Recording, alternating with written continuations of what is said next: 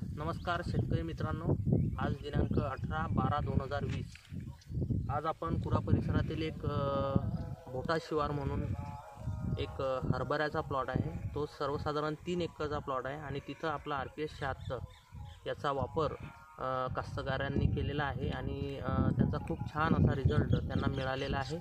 तर आज आपण तोच प्लॉट म्हणजे लाईव्ह प्लॉट बघण्यासाठी इथं आलेलो आहोत आणि आपण तुम्ही जर RPS 76चा तुम्हाला खरंच खूप छान असा रिझल्ट बघायचा असेल तर लाईव्ह प्लॉटमध्ये कुरा परिसरातील बऱ्याचशा गावामध्ये जसं हिवरा, त्याच्यानंतर भोटा, पारंबी इथं येऊन तुम्ही बघू शकतात आणि RPS 76ची जादू केमया हे आपण बघू शकतो।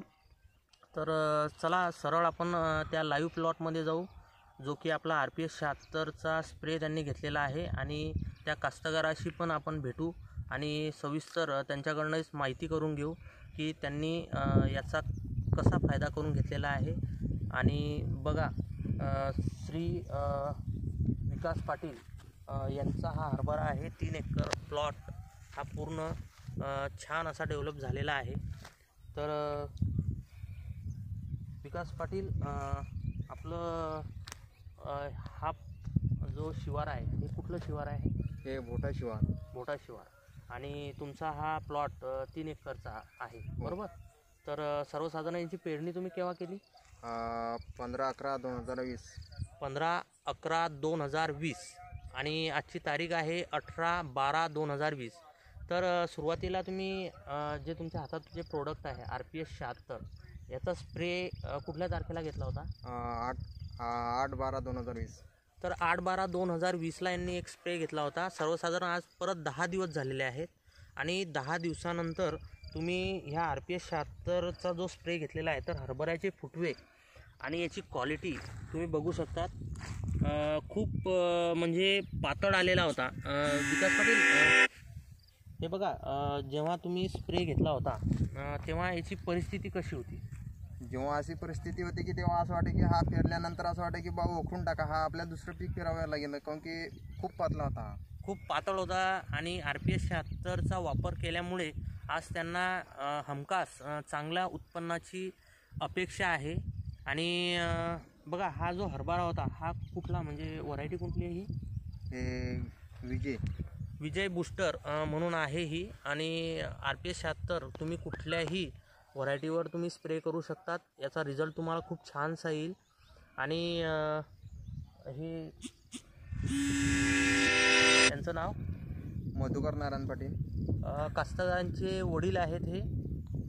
यांनी हा प्लॉट जो आहे हा बघून यांना पण आश्चर्य वाटलं आणि खूप छान असा रिझल्ट आलेला आहे याचा। तर तुम्हाला समजा आता हे जे हरभऱ्याचं प्लॉट आहे याच्यामध्ये असं वाटतं की आपण उत्पन्न चांगलं घेऊ शकतो? हो, मला असं वाटतं की बा उत्पन्न समजा पहिले तर असं वाटत होतं की उत्पन्न आपल्याला काहीच होणार नाही, त्याच्याकरता ओखरून टाका, पण आता सध्याची अशी पोझिशन आहे की असं वाटतं की आता नाही, काही ना काही तर आपल्याला होणारच आहे। एकरी पहिले असं वाटतं की समजा 2-3 पोते होणार, पण आता असं वाटतं की एकरी 7 ते 8 पोते होणार आहे। बघा, RPS 76चा फक्त तुम्ही एकच स्प्रे घेतला, एकच स्प्रे, बरोबर?